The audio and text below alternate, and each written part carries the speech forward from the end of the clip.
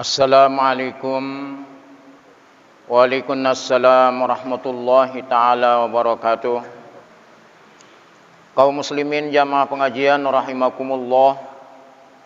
Lanjutan dari kisah Islamnya Amr bin Abbasah setelah Rasulullah sallallahu alaihi wasallam mengajarkan kepada Abdullah bin Abbasah ini tentang auqatus shalah, waktu-waktu salat. Kelanjutan dari apa yang sudah disampaikan pada pengajian yang sudah lewat. Bismillahirrahmanirrahim. Tsumma idza ghassala wajhahu kama amarahu Allahu illa kharrat khataya wajhihi min atrafi lihyatihi ma'al ma'. Tsumma yaghsilu yadayhi ilal mirfaqain illa kharrat hataya yadayhi min anamilihi ma'al ma'. Tsumma yamsahu ra'sahu illa kharrat hataya ra'sihi min atrafi sya'rihi ma'al ma'i. Tsumma yaghsilu qadamayhi ilal ka'bayn illa kharrat hataya rijlayhi min anamilihi ma'al ma'i. Fa in huwa qama fa shalla fa hamidallaha wa asna alaihi wa majdah billadhi huwa lahu ahlun. Kaum muslimin jamaah pengajian rahimakumullah, pada kajian yang sudah lewat Rasulullah sallallahu alaihi wasallam mengajarkan kepada Amr bin Abbasah tentang kaifiatus shalah, tentang cara-cara melakukan sholat dan auqat daripada sholat tersebut, waktu-waktu daripada sembahyang tersebut. Karena mutlak adanya ketika seorang yang mau sholat, waktu belum masuk, itu diharamkan mereka. Ketika waktu-waktu sholat sebagai penentu awal adanya waktu, baik pada waktu subuh, waktu zuhur, kemudian waktu maghrib, kemudian waktu isya, dan seterusnya waktu-waktu sholat itu diajarkan oleh Rasulullah sallallahu alaihi wasallam. Sehingga dari waktu-waktu tersebut ada yang disebut dengan waktu fadilah, ada yang disebut dengan waktu antara jawaz dengan tahrim. Nah, ini seperti yang digambarkan pada kajian yang sudah lewat yang berkaitan tentang sholat subuhnya seorang yang bangun ketika masih ada ukuran satu rakaat dia mendapatkan di dalam waktu itu, lalu keluar waktunya, di situ dia mengambil satu rakaat lagi. Maka Rasulullah sallallahu alaihi wasallam menjadikan salat orang yang salat seperti itu dalam arti pada akhir waktu, sehingga masuk dalam salat yang kamilah, masuk dalam salat yang sempurna, sehingga terhitung dia rakaat pertama dan kedua salat subuh yang dia lakukan setengah di dalam waktu, setengah di luar waktu. Selanjutnya Rasulullah sallallahu alaihi wasallam mengajarkan kepada Amr bin Abbasah itu tentang wudu. Bagaimana kaifiyah, tata cara daripada wudu itu. Maka Rasulullah sallallahu alaihi wasallam, "Fal wudu'u haddatsani anhu." Ya Rasulullah, ini awal kalamnya dulu. Ajarkan kepada saya tentang wudu. Setelah Rasulullah mengajarkan tentang kaifiyah salat, maka Rasulullah mengajarkan kepada Amr bin Abbasah yang pada awal masuk Islam ini tentang bagaimana tata cara pelaksanaan daripada wudu'an kamilan itu, wudu yang disebut dengan wudu yang sempurna. Maka Rasulullah sallallahu alaihi wasallam bersabda, faqal, "Ma minkum rajulun yuqarribu wudu'ahu payatamadmadu wa yastansiku payastansiru illa kharrat hataya wajhi wa fihi wa khayashimihi. Rasulullah sallallahu alaihi wasallam mengatakan, tidak seorang pun di antara kalian yang mendekatkan air wudu lalu dia kumur pertama kali dengan amaliyah sunnah ini. Setelah dia berkumur, dia istinsyak, memasukkan air ke dalam hidung. Ini semua adalah sunnah-sunnah daripada wudu yang tidak pernah ditinggalkan oleh Rasulullah sallallahu alaihi wasallam. Kemudian fayastansiru, kemudian dia mengeluarkan kembali air yang masuk pada waktu madmadah ataupun pada waktu istinsyar itu.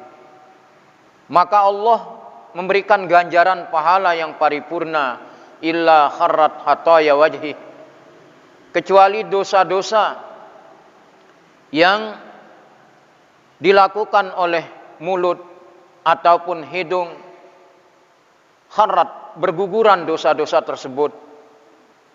Wa fihi wa khayashimihi, dan padanya juga dua hidungnya berguguran juga dosa-dosa dari kedua lubang hidungnya. Nah, ini kata daripada Rasulullah sallallahu alaihi wasallam, sehingga wudu pun dapat menghapus dosa-dosa kecil. Tsumma idza ghassala wajhahu, selanjutnya ketika dia membasuh muka, kama amarahullahu, sebagaimana yang diperintahkan oleh Allah. Tentang wajib wudu dulu Bapak Ibu ini. Wajib wudu itu Allah perintahkan kepada kita di dalam surat Al-Maidah ayat 6. Allah Subhanahu wa taala berfirman, ya ayyuhalladzina amanu, wahai orang-orang yang beriman, idza qumtum ilas shalah faghsilu wujuhakum. Nah, ini merupakan anggota yang pertama kali dibasuh adalah muka. Maka ketika itu kita harus memasang niat inda ghaslil wajhi, ketika kita membasuh muka itu. Di situ kita mulai pasang niat ini, inda ghaslil wajhi. Nah, sehingga apabila kamu hendak melakukan salat, kata Allah Subhanahu wa taala, faghsilu wujuhakum, basuhlah muka-muka kalian. Nah, ini di dalam fikih merupakan anggota yang pertama kali yang wajib kita basuh adalah muka ini. Nah, sehingga inilah yang disebutkan kama amarahullah, sebagaimana yang Allah perintahkan kita dengan ayat tadi. Untuk pertama kali anggota yang wajib dibasuh di dalam wudu itu adalah muka itu. Ini juga mengandung arti wujubut tartib fil wudu indama yujibuhu, ka imamina asy-Syafi'i ma'khuzu wujubuhu minal ayat. Maka di dalam ayat tadi menunjukkan bahwa apa yang dijelaskan oleh imam kita Asy-Syafi'i rahimahullah menunjukkan wajib adanya tartib di dalam wudu. Wajib adanya tartib di dalam wudu. Nah, sehingga mana yang awal itu kita basuh duluan, mana yang kedua anggota yang wajib, mana yang ketiga, dan seterusnya sampai pada akhirnya kita membasuh yang terakhir adalah dua kaki ini. Nah, ketika Allah mengatakan faghsilu wujuhakum secara tartib, wa aydiyakum ilal marafiqi, kedua tangan ini sampai siku ini Bapak Ibu. Nah, ini merupakan tartib yang wajib di dalam wudu sebagaimana yang disebutkan oleh imam kita Asy-Syafi'i rahimahullahu taala. Nah, setelah kita membasuh dua tangan, wa aydiyakum ilal marafiqi wamsahu bi ru'usikum di dalam ayat itu. Lalu kita mengusap yang namanya kepala ini, wa arjulikum ilal ka'bain, dan dua kaki sampai dengan dua mata kaki. Nah, ini tentang kaifiyah, batasan dan tartib yang ada di dalam wudu itu. Amr bin Abbasah minta untuk diajarkan oleh Rasulullah sallallahu alaihi wasallam di awal dia memeluk Islam. Nah, ini ayat ini merupakan perintah Allah Subhanahu wa taala untuk membasuh anggota yang wajib. Yang pertama adalah wajah ataupun muka. Maka ketika kita membasuh muka sebagaimana Allah perintahkan kepada kita, illa kharrat hataya wajhi min atrafi lihyatihi ma'al ma'. Kecuali Allah akan berikan pahala berupa kharrat hataya wajhi. Artinya basuhan muka yang kita basuh itu akan menjadikan berguguran dosa-dosa yang pernah kita lakukan ketika kita memandang sesuatu yang tidak diridai oleh Allah Subhanahu wa taala. Maka keluarnya bergugurannya dosa-dosa tersebut dari ujung jenggot kita dibarengi dengan tetesan air bekas kita membasuh muka itu. Nah, ini kata Rasulullah sallallahu alaihi wasallam. Tsumma yaghsilu yadayhi. Nah, ini merupakan wujub tartibil wudu. Setelah kita membasuh muka, berikutnya adalah membasuh yadayhi, dua tangan, ilal marofiki, sampai siku. Ini Bapak Ibu, sampai siku ini. Jangan sampai ketea. Kalau sampai ketea, masuk hukum makruh ini. Masuk hukum makruh. Allah sudah memberikan batasan dan tertib di dalam ayatnya. Setelah membasuh muka, membasuh dua tangan sampai dua siku. Nah, ini batasan ini yang diperintahkan oleh Allah untuk kita basuh sebagai anggota yang kedua setelah muka itu adalah dua tangan ini, yadaihi ilal mirfaqain. Maka ketika kita membasuh dua tangan sampai siku ini, maka dosa-dosa yang pernah kita lakukan akan berguguran melalui ujung jari jemari kita, dibarengi dengan tetesan air yang kita gunakan untuk membasuh dua mirfaqain itu, dua tangan sampai siku itu. Selanjutnya summa yamsahu ra'sahu illa kharrat hatta yarasi min atrafi sya'ri ma'al ma'. Tartib yang ketiga dalam wajib wudu ini adalah kita diperintah oleh Allah untuk mengusap kepala, rambut ini. Kalau sebagian rambut Bapak Ibu ini seperti yang sering digambarkan di dalam kaifiah wudu ini, kalau sempurnanya kita diajar seperti ini nih. Kita tempel dulu dua jari ini ke pelipis ini, dua pelipis ini, lalu ini kita gerendangkan. Nah, kembali lagi sekali ke depan. Nah, ini cara yang sempurna yang diajarkan oleh Rasulullah Sallallahu Alaihi Wasallam ketika kita mengusap kepala ini. Boleh ba'dam minar ra'si itu, sebagian daripada rambut kepala, karena sebagian rambut itu merupakan juzu min itraqil juzu wa iradatil kul. Jadi sebagiannya tetapi mencakup keseluruhannya. Nah, kalau Rasulullah pakai imamah Bapak Ibu, umpama ini sebagian ini dibasuh, lalu di atas imamah itu dia alirkan air secara takmim, secara merata. Nah, ini memang kaifiah yang sesungguhnya cara kita untuk mengusap rambut ataupun mengusap kepala yang diperintahkan oleh Allah Subhanahu wa taala, famsahu biruusikum dalam ayatnya.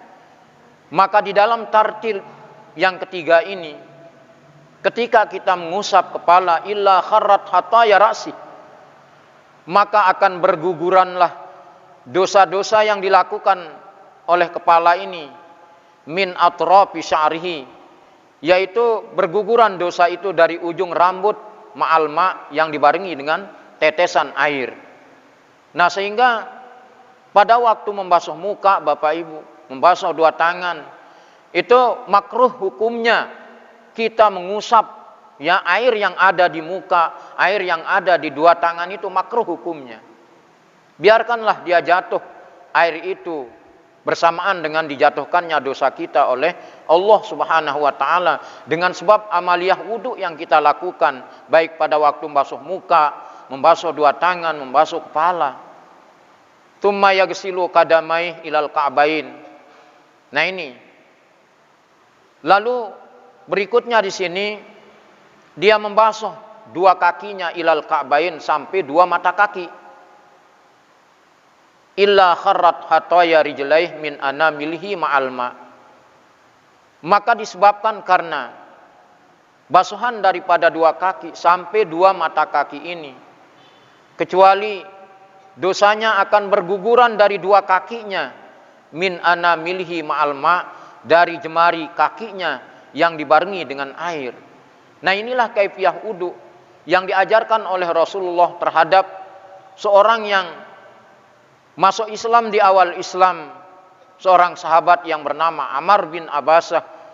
Fa in huwa, apabila dia qama fa shalla, apabila dia untuk melakukan salat, berdiri untuk melakukan salat, fahamidallah, maka dia memuji Allah. Maka Al-Fatihah merupakan rukun daripada salat. Setelah Bapak Ibu membaca sunnah, sebelum membaca Al-Fatihah ini sunnah membaca ta'awuz, sunnah membaca bismillah, kemudian membaca Al-Fatihah dan membaca ayat. Maka yang wajib di sini adalah suratul Fatihahnya. Nah, oleh karena itu disebutkan di sini bukan disebutkan fasalla lalu waqara al-Fatihah, tetapi fasalla fahamidallah. Maka dari alhamdulillahirabbil alamin itu sudah kita mulai memuji Allah, ayat pertama di dalam surah Al-Fatihah tersebut.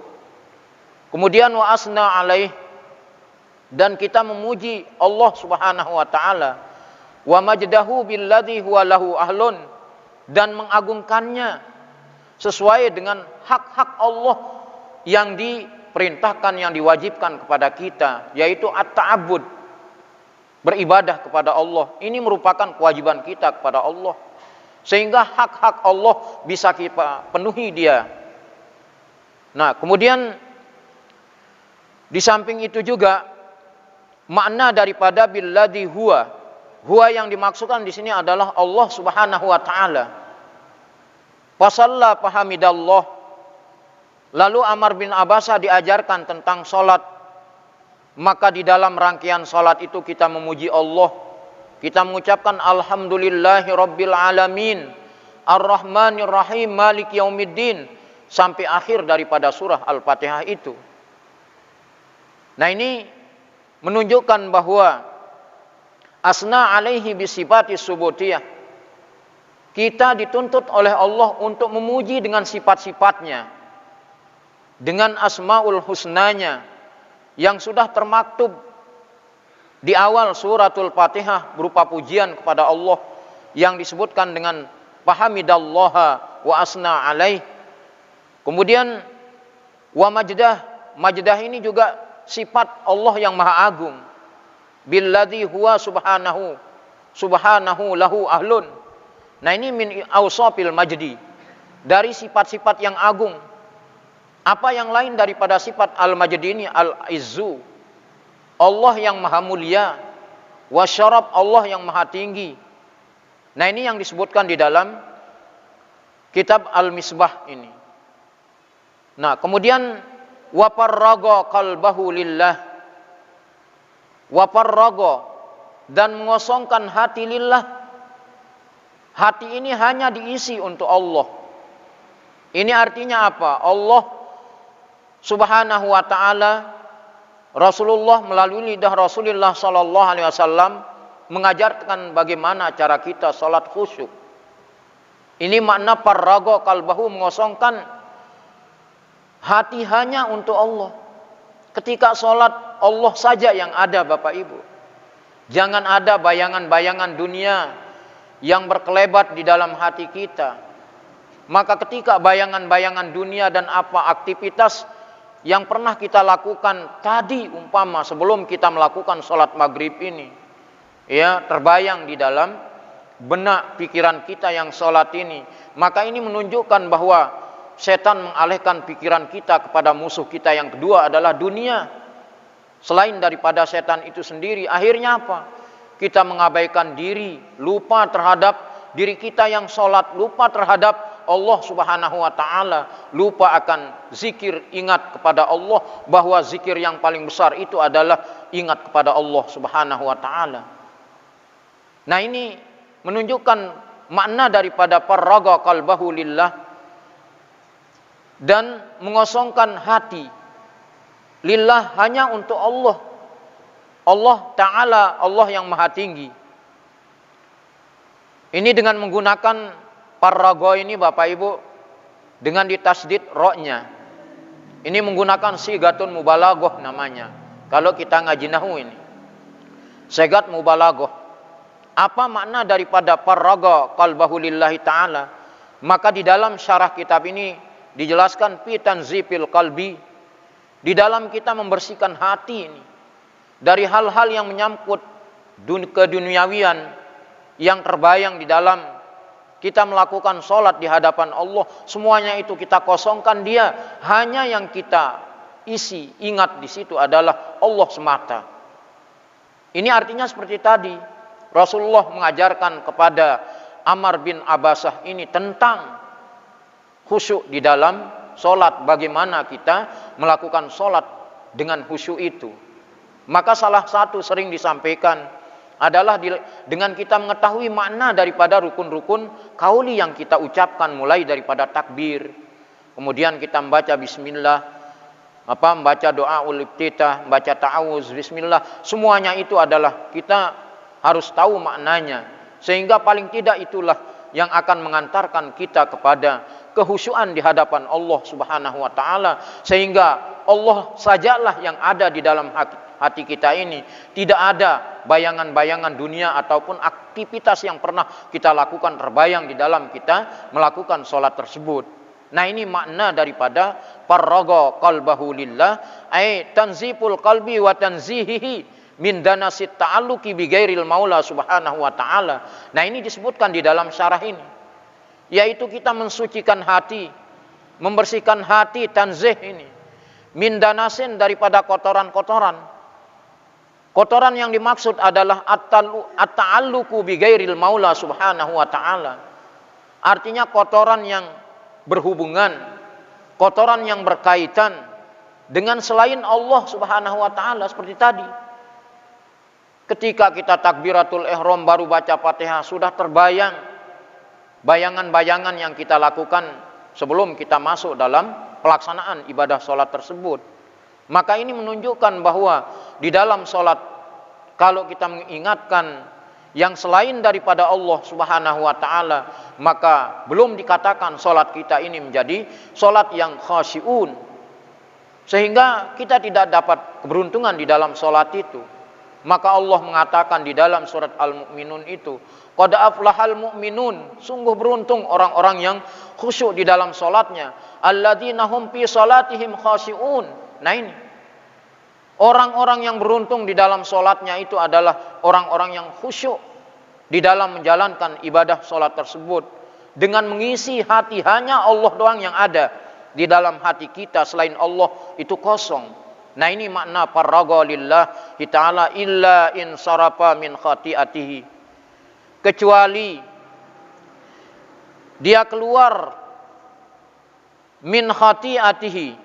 Artinya juga ini, ketika hati dikosongkan selain daripada Allah yang ada di dalam hati kita ini, maka ini akan keluar juga berguguran dosa-dosa kita ketika kita ingat hanya di dalam sholat itu Allah semata. Kahayati yau mawaladathu ummuh, yaitu dosa kita itu sama persis dalam kondisi saat kita dilahirkan oleh ibu kita. Ketika Allah Subhanahu wa taala melahirkan kita dari perut ibu, Bapak Ibu, wallahu akhrajakum mim butuni ummahatikum la ta'lamuna syai'a. Allah mengeluarkan kamu dari perut ibumu dalam kondisi la ta'lamuna syai'a, dalam kondisi tidak mengetahui apa-apa. Dosa belum kita punya pada saat itu, Bapak Ibu. Maka ketika kita mengosongkan hati pada waktu sholat, yang selain Allah, hanya Allah yang ada di dalam hati kita, maka dosa kita itu sama persis, ya, tidak ada dosa kita itu bagaikan sama halnya sejak kita dilahirkan oleh ibu kita, belum memiliki dosa apa-apa. Nah, ini yang dimaksudkan oleh parraga qalbahu ta'ala illa insarafa min hayati kahayatihi yauma waladathu ummuh. Qala rahimahullahu ta'ala, setelah selesai Bapak Ibu ini mengajarkan tentang kaifiyah dan fadilah daripada wudhu tersebut, maka Amr bin Abasah haddasa Umar bin Abasata bihadzal hadis. Amr bin Abasah menceritakan ini, hadis ini. Aba Amamata sahiba Rasulillah sallallahu alaihi wasallam. Begitu dia selesai dikasih tahu kaifiyah dan fadilah daripada wudu oleh Rasulullah terhadap Amr bin Abasah ini, lalu dia bercerita Amr bin Abasah ini kepada seorang sahabat Rasulullah sallallahu alaihi wasallam yang bernama Aba Amamah, Bapak Ibu ini. Jadi namanya Aba Amamah ini.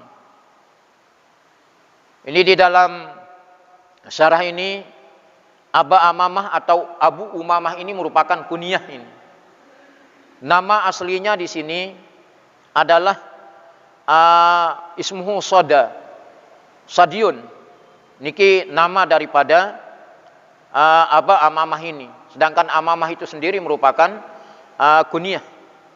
Jadi nama aslinya adalah Sadiu. Nah, ketika dia bercerita kepada seorang sahabat Rasul yang bernama Aba Amamah ini, faqala lahu Abu Umamah.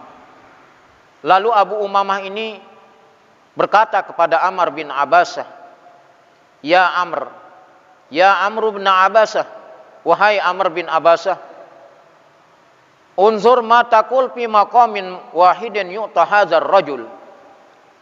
Unzur, coba perhatikanlah.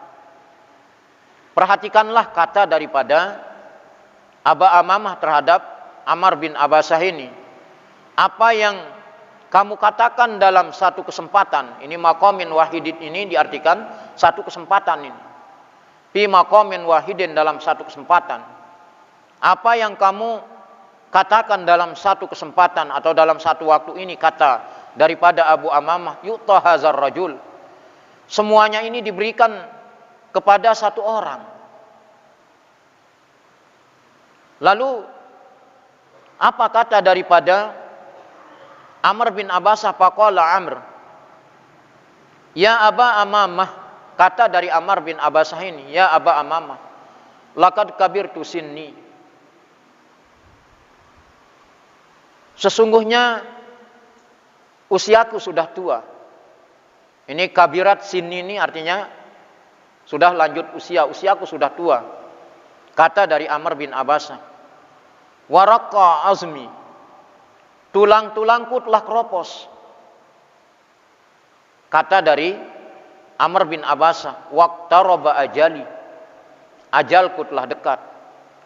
Wa ma bi hajatun an akziba 'ala Allah taala, bagaimana mungkin aku mendustai Allah Subhanahu wa taala, wala 'ala Rasul, juga Rasulullah sallallahu alaihi wasallam. Nah, ini praduga ini, prasangka daripada Aba Amamah setelah dia menerima hadis yang begitu panjang, tidak sekali dua kali. Ya, sampai dia mengatakan kepada Aba Amamah ini, aku sudah tua, mana mungkin aku bisa berbohong kepada orang. Kemudian tulangku sudah keropos, mana mungkin aku berbohong kepada seorang. Ajalku hampir dekat. Nah, ini kata daripada Aba Amamah, ya, setelah diceritakan tentang pengalamannya diajarkan oleh Rasulullah tentang solat dan fadilah solat, tentang wudu dan fadilah wudu, dan awqatus solat, kemudian sunnah-sunnah di dalam wudu itu. Laulam asma'hu min Rasulillah sallallahu alaihi wasallam illa marratan aw marratain aw salasan. Andaikan tidak pernah aku dengar, maka aku tidak akan bercerita kepada siapapun, kata dari Amr bin Abasah.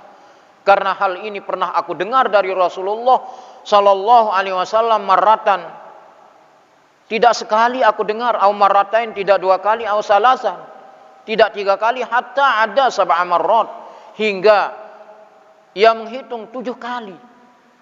Tidak cukup 7 kali saja.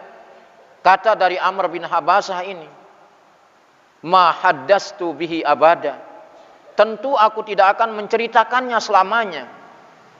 Nah, ini kata daripada Amr bin Abasah ketika Aba Amamah yang diceritakan oleh Amr bin Abasah tentang hadis ini, seolah-olah Abu Amamah mengatakan bahwa Amr bin Abasah ini adalah seorang pendusta di hadapan Allah dan di hadapan Rasulullah sallallahu alaihi wasallam. Nah, sehingga di dalam kaifiah tadi Bapak Ibu, Rasulullah mentakkid. Mentakkid ini artinya menjadikan pengukuhan terhadap apa yang diajarkan oleh Rasulullah terhadap sahabatnya yang bernama Amr bin Abasah. Jadi ada takkid di situ, pengukuhan pengajaran Rasulullah sallallahu alaihi wasallam sampai diuji dia dengan pertanyaan seperti tadi oleh Aba Amamah. Nah, ini maknanya Bapak Ibu. Aku tidak mendengar sekali, dua kali, tiga kali kata daripada Amr bin Abasah terhadap Aba Amamah, hatta ada sab'a marrat. Ma haddastu bihi abada. Kalau memang aku sudah diponis sebagai seorang pendusta, maka aku tidak akan menceritakannya selama-lamanya. Karena ini pernah aku dengar dari Rasulullah tidak sekali, bahkan berkali-kali, sampai Rasulullah mentakkid kepadaku kata daripada Amr bin Abasah, sehingga mengatakan aku itu seorang pendusta di hadapan Allah, mengatakan seorang pendusta di hadapan Rasulullah sallallahu alaihi wasallam. Walakin, nah ini istidrok namanya kalau ngaji nahwu ini. Jadi sebagai pengukuh dari apa yang diprasangkakan oleh Aba Amamah ini, walakin sami'tuhu. Nah, ini merupakan pengukuhan ini. Ya, pengukuhan ajaran Rasulullah terhadap Amr bin Abasah ini, walakinni sami'tuhu. Tetapi aku pernah mendengarnya aksara min zalik, lebih dari itu, dari sab'a marrat.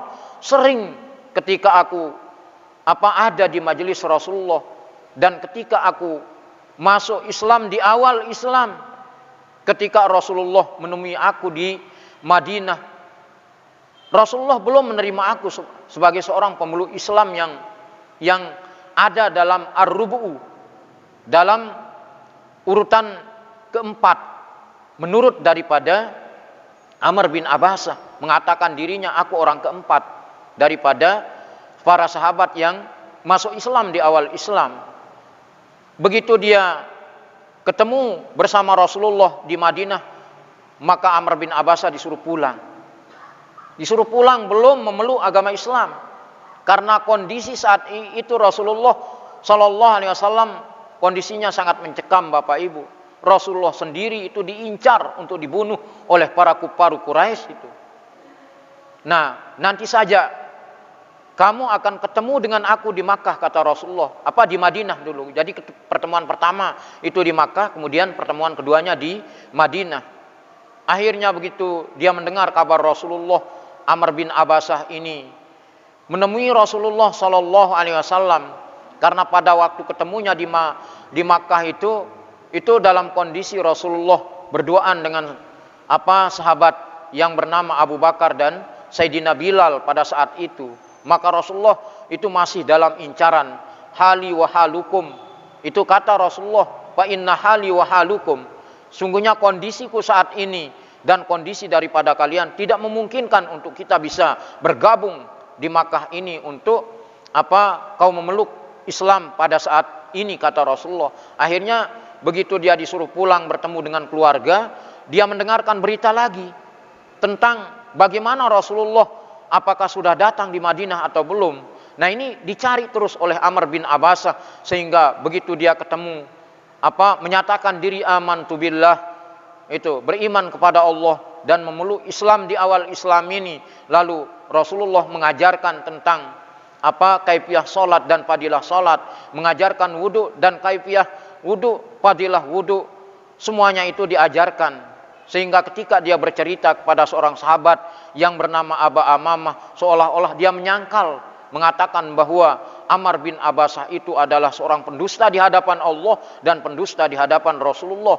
Nah, ini sebagai takkid Rasulullah mengajarkan secara komplit tentang kaifiah salat dan wudu pada Amr bin Abasah, sehingga di akhir hadis ini lakinni sami'tu, tetapi aku mendengarnya kata dari Abdullah atau Amr bin Abasah ini kepada Aba Amamah, aktsaru min zalika, lebih dari itu. Aku sering mendengarnya, tidak sekali, 2 kali, 3 kali, bahkan sampai 7 kali, sering kali aku dengar.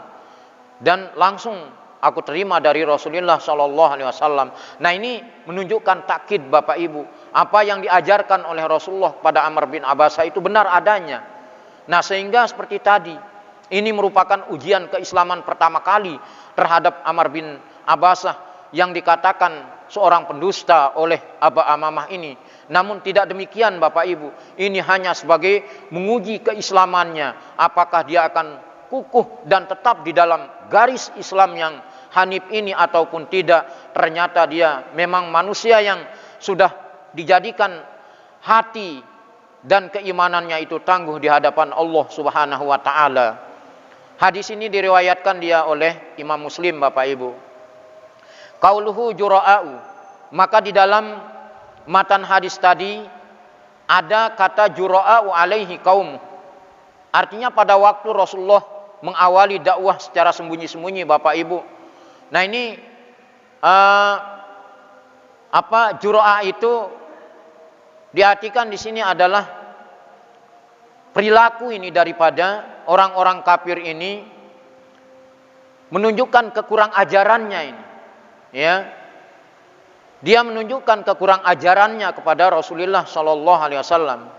Huwa bijimin madmumah, yaitu dengan menggunakan jim yang berbaris dapan, jadi jura'u. Wabil maddi, dan dengan dipanjangkan jura'a. Wa ala wazni ulama, jadi jura'a ini disamakan wazannya dengan kata ulama. Jadi ulama ini mauzun daripada jura'a ini. Kemudian aijasiruna mustatiluna ghaira haibin. Nah, ini maknanya ini jura'u alaihi qaumuh ini. Mereka mengepung, menghalang-halangi Rasulullah, tidak merasa kasihan kepadanya. Namun seperti yang sudah disampaikan Bapak Ibu, bagaimanapun caranya untuk menghalangi Rasulullah dan menyakiti Rasulullah, Rasulullah dipelihara oleh Allah. Tidak akan pernah terjadi apa yang direncanakan oleh orang-orang kafir Quraisy di awal Islam ini untuk mencegah, menghalangi dakwah daripada Rasulullah sallallahu alaihi wasallam, walaupun pengikutnya baru 2, yaitu Abu Bakar dan Bilal. Hadhir ru'yatu al-masyhurah, hadhir riwayatul masyhurah. Hadis ini merupakan satu hadis yang riwayatnya secara masyhur ini, secara populer Bapak Ibu. Warawahu al-Humaydi, dan telah meriwayatkan satu hadis dari al-Humaydi wa ghairuhu, hira'u bi kasril ha al-muhmalah. Jadi kata jura itu dengan menggunakan ha yang tidak bertitik menjadi hira. Kalau tadi jura'a, sekarang hira'u. Wa qala ma'nahu, dan makna daripada hira menurut apa yang diriwayatkan oleh al-Humaydi, ma'nahu ghadabun wazu gammin wahammin. Mereka marah, orang-orang kafir Quraisy itu kepada Nabi, murka kepada Nabi. Nah, ini makna daripada hira yang diriwayatkan makna hira ini oleh Imam Al-Humaydi. Qad'ila sabruhum bihi hatta asara fi ajsamihim. Kemudian makna daripada di samping mereka marah kepada Nabi, murka kepada Nabi, hingga kesabaran mereka hilang. Nah, ini makna hira ini. Kesabaran mereka hilang, yang hanya tujuannya satu, untuk membunuh dan menghalangi dakwah Rasulullah. Nah, ini itu dapat dilihat pada diri mereka. Min qaulihim, seperti perkataan mereka orang-orang Arab, jara jismuhu atau hara jismuhu. Apa makna rohismuhu, hara jismuhu itu? Badannya mengecil. Nah, ini makna daripada tadi tulangku sudah keropos. Nah, ini makna dari hadis itu hara jismuh, artinya badannya mengecil. Kemudian yahri, kemudian di samping itu juga yahri iza naqasa min alamin au gammin wa nahwi, apabila kurang dari rasa sakit ini, kemudian marah dan sebagainya. Wasahihu annahu bil jim, maka menurut pendapat yang sahih kata Hiro itu dengan menggunakan jim, ini yang sahih. Jadi Juro'a, tidak Hiro. Namun menurut Imam Al-Humaydi tadi hampir mirip makna yang diriwayatkan oleh beliau tadi. Nah, kemudian qauluhu sallallahu alaihi wasallam baina qarnai syaiton. Ada pada hadis yang sudah itu qarnai syaiton di antara dua tanduk setan, ai nahiyatai ra'si. Artinya kedua sisi kepala daripada setan tersebut. Apa yang dimaksud dengan qarnai syaiton ini? Wal muradu at-tamsil. Ini dimaksudkan adalah sebuah perumpamaan. Maknahu annahu hina izin yataharraku syaiton wasi'atuhu wa yatasallatuna. Nah, ini makna yang dikandung pada waktu itu setan mulai bergerak. Nah, ini baina qarnai syaiton. Sehingga seperti yang sudah itu. Jadi tidak ada itu salat yang la sababalaha, yang tidak ada sebabnya setelah salat subuh dan asar ini. Itu sebabnya kemarin karena ada kemiripan waktu ibadah dengan orang kafir. Wa qauluhu yuqarribu wudu'ahu. Kemudian pada hadis tadi juga makna daripada mendekatkan wudunya. Apa makna daripada yuqarribu wudu'ahu itu? Yuhaddiruhul ma'alladzi yatawaddau. Artinya dia mengambil air untuk dia gunakan berwudu. Nah, ini yang dimaksudkan. Wa qauluhu illa kharrat hatayahu. Kemudian ada itu kata di dalam matan hadis tersebut illa kharrat hatayahu, kecuali berguguran dosa-dosanya. Wa huwa bil kha al mu'jamah. Jadi kata kharrat itu dengan kha yang bertitik ai sakatat. Artinya dosa-dosanya berguguran. Wa rawahu ba'duhum, sebagian para ulama hadis ini meriwayatkan jarat bil jim. Nah, tadi harat. Jadi ada yang harat, ada yang jarat. Maka bil jim itu yang sahih. Bil jimi was sahihu bil kha. Jadi yang sahih dengan kha. Wa huwa riwayatul jumhur. Nah, ini merupakan riwayat daripada konsensus para ulama, perkumpulan para ulama. Wa qauluhu payantasiru ayastahriju ma fi ampihi min aza. Makna istinsar, payastansir pada waktu awal sunnah wudu ini, yastakhriju ma fi ampih, akan keluar kotoran-kotoran yang ada di hidungnya. Min ampihi daripada hidungnya, min aza. Aza dimaksud di sini bukan penyakit, kotoran. Kotoran-kotoran yang ada di dalam hidung. Kemudian wan nasrah. Kemudian ada di dalam hadis tadi nasrah. Apa makna nasrah? Taraful amf, yaitu ujung daripada hidung.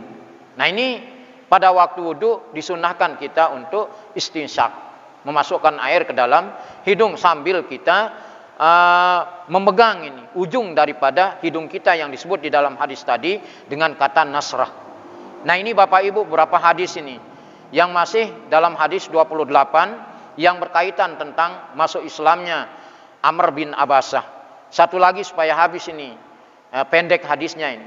Terakhir ini dari hadis yang berkaitan tentang raja ini Bapak Ibu, datang dari Abi Musa al-Asy'ari radhiyallahu anhu anin Nabi sallallahu alaihi wasallam qala iza aradallahu taala rahmatan, apabila Allah Subhanahu wa taala menghendaki akan rahmat pada satu umatin ini, rahmata ummatin, menghendaki rahmat pada satu umat, qabada nabiyaha, maka sebelumnya dia mewafatkan nabinya, faja'alahu laha faratan wasalafa, kemudian dia memberikan gantinya, baina yadaiha, di hadapannya, wa iza arada, dan apabila berkehendak, Allah berkehendak, halakata ummatin, menghancurkan satu umat, azzabaha, dia menyiksanya, wa nabiyuha hayyun, kemudian di tengah-tengah nabinya masih hidup, fa ahlakaha wa huwa yanzuru, dan hal itu dia menanti, dia menunggu, fa aqarra ainuhu bihalakiha hina kazzabuhu wa asau amarah, maka dia menghancurkan mereka sementara nabi-nabi mereka itu masih hidup menyaksikannya, sehingga dia menenteramkannya dengan kehancuran mereka. Kemudian ketika mereka mendustakan dan mendurhakai para nabi dan rasulnya ini, maka Allah memberikan azab kepada mereka. Jamaah kaum muslimin rahimakumullah. Ketika hadis tadi dibacakan Bapak Ibu, para sahabat yasma'una zalika yanzurun, ya tara hal yamutun nabi. Para sahabat ketika itu mendengarkan dan menanti apakah Rasulullah sudah meninggal dunia atau para sahabatnya pada waktu itu.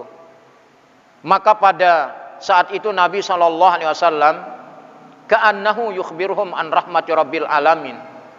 Seolah-olah Rasulullah SAW memberikan kabar gembira kepada mereka tentang rahmat Allah yang sejagat raya ini bihadhil ummah, pada umat ini. Kemudian umat ini diberi rahmat muhdat ila hadhil ummah, yaitu rahmat petunjuk kepada umat ini oleh Rasulullah sallallahu alaihi wasallam, salawatullahi wasallamuhu alaihi. Semoga Allah memberikan rahmat dan keselamatan atas Nabi. Maka berkaitan dengan satu rahmat yang diberikan ketika Nabi masih ada, maka di dalam surah Al-Anbiya ayat 107 Allah berfirman, "Wa ma arsalnaka illa rahmatan lil alamin." Dan tidaklah kami mengutusmu kecuali sebagai rahmat bagi sekalian alam. Rahmat yang diturunkan oleh Rasulullah sallallahu alaihi wasallam oleh Allah Subhanahu wa taala kepada umat ini adalah mencakup rahmat seluruh alam ini. Nah, artinya apa? Rahmat kepada umat Nabi Muhammad sallallahu alaihi wasallam yang telah dijanjikan oleh Allah Subhanahu wa taala, maka rahmat itu adalah alla yu'azibahum. Allah tidak akan menyiksa kepada umat Muhammad itu. Nah, ini merupakan rahmat yang Allah turunkan dengan ayat tadi, tidaklah kami mengutusmu kecuali rahmatan lil alamin, kata Allah Subhanahu wa taala. Ini menunjukkan bahwa umat Muhammad itu alla yu'azibahum. Allah tidak menyiksa mereka. Ini rahmat yang dikucurkan oleh Allah di dunia ini. Wahum fihim. Sedangkan rahmat itu ketika Rasulullah masih hidup. Ya. Kalau umpama Rasulullah sudah meninggal dunia, nah ini nanti akan diganti oleh Allah Subhanahu wa taala dengan yastaghfirun, dengan ampunan Allah Subhanahu wa taala di akhirat nanti. Nah, sehingga wazadahum min fadlihi wa karami, terhadap umat Muhammad ini Allah memberikan fadlah ini, memberikan keutamaan, memberikan karomah, kemuliaan. Ini berkah daripada Rasulullah yang diutus oleh Allah di tengah-tengah umat manusia ini sebagai rahmatan lil alamin ini. Sehingga Allah mengatakan wa ma kana Allahu liyu'adzibahum.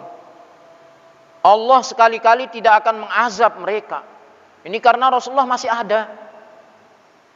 Umat ini masih berada dulu di tengah-tengah Rasulullah sallallahu alaihi wasallam, sehingga sekali-kali tidak akan mengazab mereka.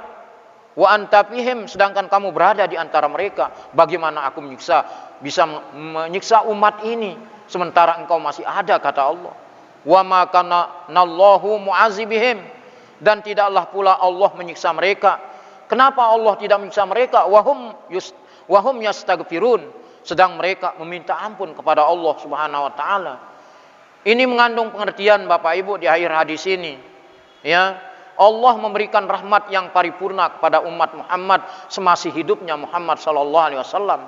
Ketika Rasulullah meninggal dunia, ampunan Allah yang berlaku di akhirat terhadap para umat Muhammad ini, sehingga menjadi orang yang bersih yang nantinya akan berada di bawah benderanya Rasulullah di dalam memasuki surga ini. Nah, ini hadis yang terakhir daripada sekian hadis yang ada di dalam babur roja ini Bapak Ibu. Sehingga kita dapat mengambil pelajaran ini sebagai kesimpulan akhir dari hadis yang dua terakhir ini.